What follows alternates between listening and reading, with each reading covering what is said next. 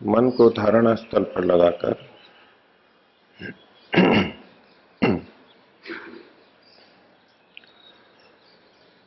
सर्वव्यापक, निराकार परमात्मा की भावना रखते हुए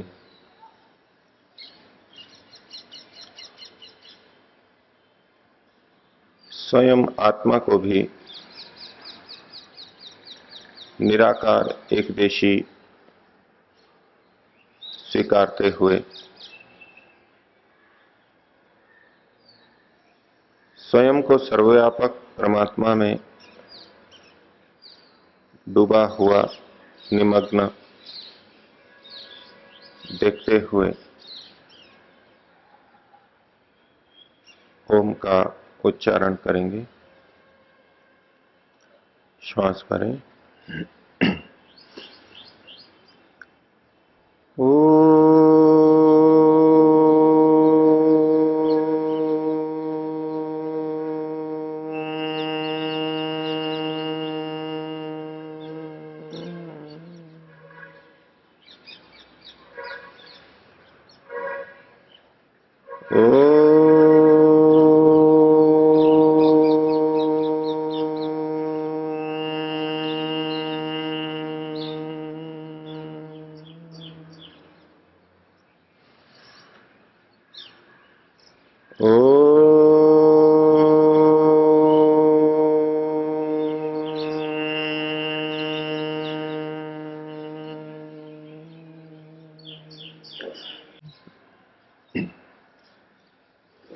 समुपस्थित सज्जनों, कठोपनिषद की छठी वल्ली के 9वें श्लोक को हमने कल देखा, जिसमें यमाचार्य ने कहा कि जो व्यक्ति ये जान लेते हैं कि परमात्मा का स्वरूप सामने नहीं रहता और वो चक्षु से नहीं दिखाई देता, ज्ञानेंद्रियों से नहीं दिखाई देता, और साथ ही वो हृदय से, श्रद्धा से अपने को समर्थ कर लेते हैं और मनन पूर्वक अपनी बुद्धि को भी समर्थ कर लेते हैं, वे अमृत हो जाते हैं, अमृतत्व को पा लेते हैं। तो परमात्मा के ठीक ठीक स्वरूप को जानने की बात 9वें श्लोक में कही गई थी, और परमात्मा का ठीक स्वरूप जान करके आगे क्या स्थिति बनती है उसको अगले श्लोक में 10वें श्लोक में कहते हैं, यदा पंचावतिष्ठन्ते ज्ञानानि मनसा सह बुद्धिश्च न विचेष्टते तमाहुः परमाम गतिम। मनुष्य की शरीर में जो परम गति है, सर्वश्रेष्ठ गति स्थिति है, वो क्या है उसको बता रहे हैं। यदा पंच ज्ञानानि अवतिष्ठन्ते मनसा सह, जब 5 ज्ञान अर्थात 5 तरह के ज्ञान जो 5 ज्ञानेंद्रियों से होते हैं, यदा पंच ज्ञानानि अवतिष्ठन्ते मनसा सह, जब 5 ज्ञानेंद्रियां मन के साथ में ठहर जाती हैं। अभिप्राय यमाचार्य का यह है कि जब ज्ञानेंद्रियां अपने अनुरूप नहीं चलती, स्वयं स्वच्छंदता से नहीं चलती, वो मन के अनुरूप चलती हैं। सामान्यतया विषय के उपस्थित होने पर हमारी इंद्रिय उस ओर आकर्षित होती है, और जब इंद्रिय विषय की तरफ आकर्षित होती है तो मन भी इंद्रिय के साथ में जुड़ता है, अर्थात वो भी विषय की तरफ प्रवृत्त हो जाता है और आत्मा उन विषयों का उपभोग करने लगता है। सांसारिक अवस्था में, भोग की अवस्था में स्थिति इस प्रकार की रहती है विषय इंद्रियों को आकर्षित करते हैं, इंद्रियां मन को आकर्षित अपनी ओर खींच लेती हैं और मन के अनुरूप फिर आत्मा बन जाता है, बुद्धि वैसी ही बन जाती है और व्यक्ति भोग के अंदर ही प्रवृत्त रहता है। लेकिन यहां जिस स्थिति का वर्णन किया जा रहा है वहां उसे तोड़ दिया है जिस योगी ने, जिस साधक ने। उसकी ज्ञानेंद्रियां मन के साथ में रहती हैं, अर्थात मन जैसा कहता है उसके अनुरूप वो इंद्रियां उन विषयों का उपयोग करती है। बुद्धि से जैसा निश्चय हुआ, ठीक ठीक निश्चय हुआ, उसके अनुरूप मन अब इंद्रियों को प्रेरित करेगा और व्यक्ति, वो योगी, वो साधक उन विषयों के साथ में उपयोग के लिए संपर्क करेगा। इसकी तुलना हम योग दर्शन के एक अंग प्रत्याहार के साथ में करें। महर्षि पतंजलि वहां कहते हैं, स्व विषया संप्रयोगे चित्तस्य स्वरूपानुकार इव इंद्रियाणाम प्रत्याहारः। जब इंद्रियां अपने अपने विषयों का सेवन नहीं करती, उस ओर आकर्षित नहीं होती, और चित्त स्वरूपानुकार इव, वो चित्त के जैसी ही हो जाती हैं, चित्त के अनुरूप हो जाती हैं, मन के अनुरूप हो जाती हैं, उसे प्रत्याहार कहते हैं। बिल्कुल वही बात यहां कही गई कि जब पांच ज्ञानेंद्रियां यानी पांचों इंद्रियां, पांचों ज्ञानेंद्रियां मन के साथ में ठहर जाती हैं, स्थित हो जाती हैं, और इसके साथ साथ महर्षि दयानंद ने और शंकराचार्य जी ने यह जोड़ा है कि ऐसा मन जब आत्मा के साथ में, परमात्मा के साथ में जुड़ जाता है, उससे संयुक्त हो जाता है। इंद्रियां मन के साथ में स्थित हो गई और मन आत्मा में लग गया, परमात्मा में लग गया। उस स्थिति में यमाचार्य एक परम गति को, परम स्थिति को बता रहे हैं। मनुष्य के शरीर में सर्वोत्कृष्ट स्थिति क्या होती है? तो जब ज्ञानेंद्रियां मन के साथ में युक्त हो जाती हैं, ये एक बात कही, और दूसरी बात आगे कही, बुद्धिश्च न विचेष्टते, और बुद्धि भी जब उसकी विचेष्टा नहीं करती। विचेष्टते का मतलब है विशेष रूप से चेष्टा नहीं करती। चेष्टते मतलब चेष्टा करती है, विचेष्टते का मतलब विशेष रूप से चेष्टा करती है, और न आगे जोड़ दिया जब उसकी बुद्धि विशेष रूप से चेष्टा नहीं करती। जब हम भौतिक जगत में, सांसारिक स्थिति में जीते हैं, तब हमारी बुद्धि विशेष रूप से चेष्टा करती है, अर्थात भिन्न भिन्न विषयों में जाती है, इधर उधर लगती रहती है, वृत्तियां बहुत अधिक उठती हैं। विचेष्टते का एक अर्थ और किया जाता है, वि का मतलब है विपरीत। विचेष्टते का मतलब है विपरीत चेष्टा करना, और न विचेष्टते यदा बुद्धिश्च न विचेष्टते, जब उसकी बुद्धि विपरीत चेष्टा नहीं करती, अर्थात बुद्धि अनुकूल ही सोचती है। महर्षि दयानंद ने इसका अर्थ किया कि जब बुद्धि अपने ज्ञान के अनुरूप चलती है, बुद्धि अपने ज्ञान के अनुरूप चलती है, जैसा ज्ञान होता है वैसा ही वो व्यक्ति निर्णय करता है, वैसा ही अंदर से रहता है। सामान्य स्थिति में हम अपने को देखेंगे तो जो हमारा ज्ञान कहता है वैसा निर्णय हम नहीं करते, निर्णय हम कुछ और करते हैं। ज्ञान हमारा कहता है ये ठीक है, लेकिन हम निर्णय करते हैं गलत का भी, ये जानते हुए भी कि ये ठीक है, हम निर्णय गलत करते हैं।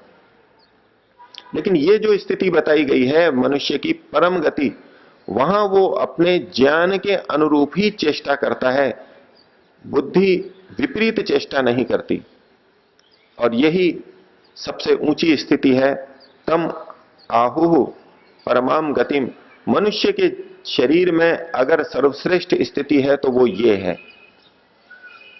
अन्य अनेक उत्कर्ष मनुष्य शरीर में हो सकते हैं, शरीर का, ज्ञान का, पद का, प्रतिष्ठा का, धन का, अन्य विभिन्न वैभव हो सकते हैं, लेकिन आध्यात्मिक दृष्टि से, यमाचार्य की दृष्टि से मनुष्य की परम गति तो वही है जब इंद्रियां मन के साथ में युक्त हो जाएं और बुद्धि विपरीत चेष्टा न करे, ज्ञान के अनुरूप ही चले। ये परम गति बताई गई, ये योगियों की स्थिति बताई। और इसको ये योग की स्थिति है, अगले श्लोक के अंदर कहा ताम योगम इति मन्यन्ते। ये जो स्थिति कही गई इसी को योग कहा गया है।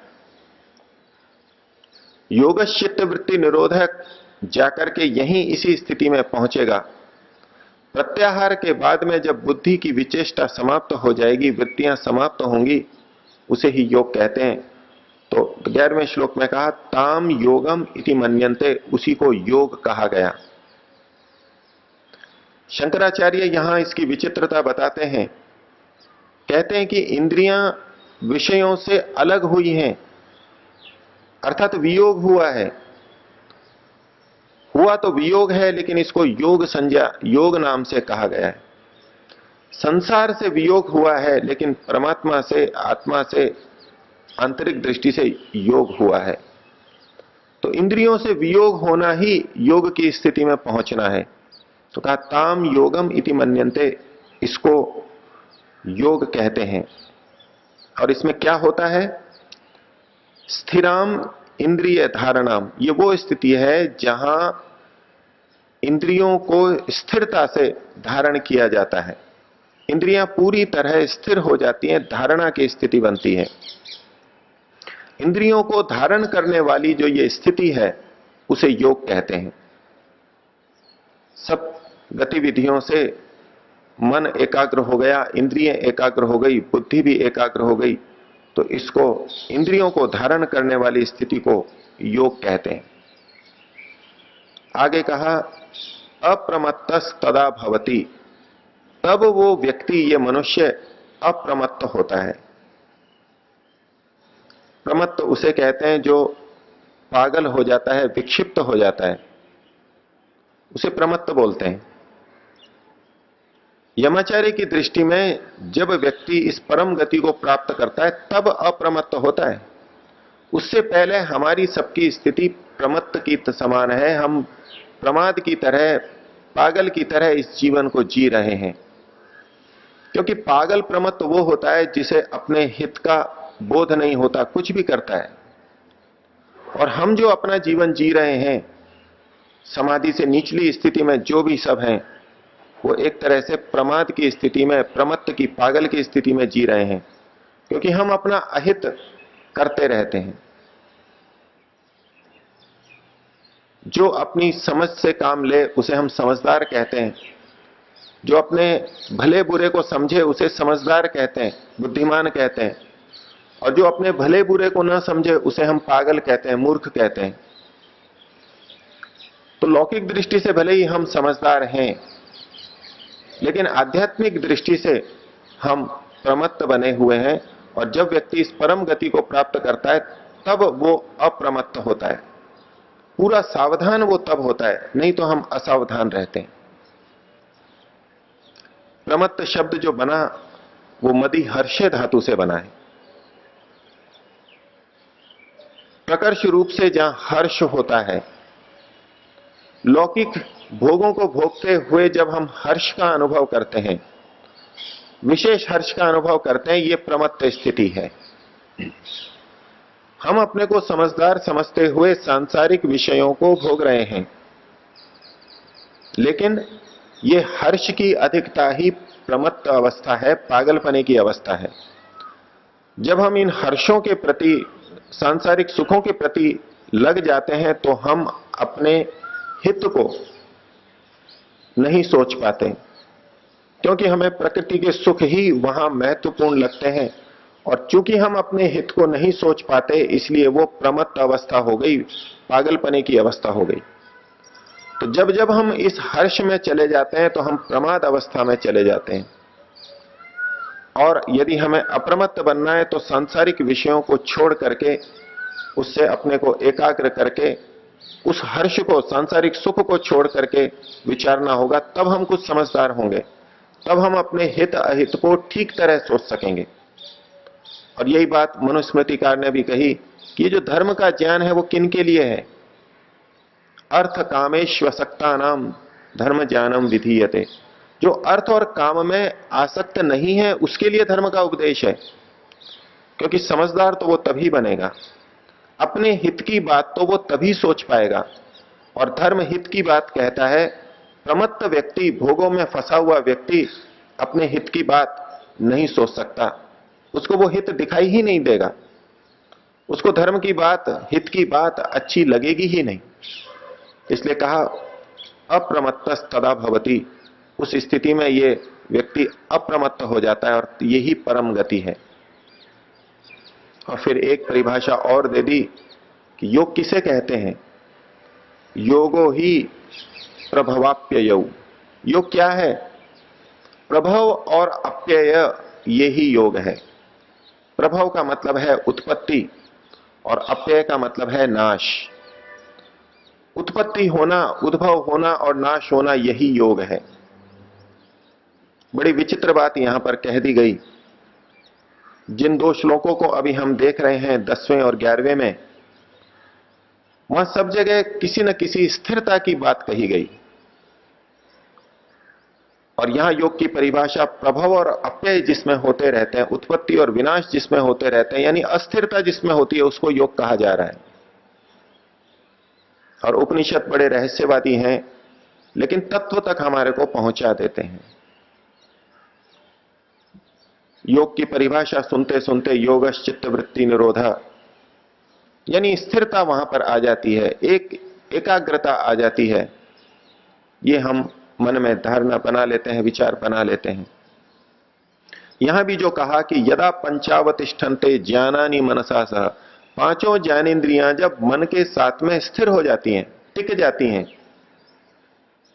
तो यहां उत्पत्ति विनाश की बात नहीं, चंचलता की बात नहीं, एक स्थिरता की बात कही गई।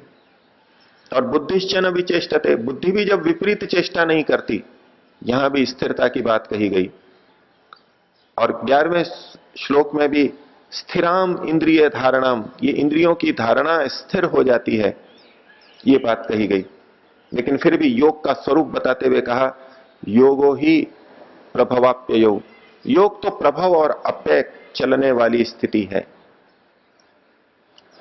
संसार में, समाज के अंदर आप देखेंगे योग का स्वरूप भिन्न भिन्न संस्थाओं के द्वारा, भिन्न भिन्न उपदेशकों के द्वारा प्रस्तुत किया जाता है।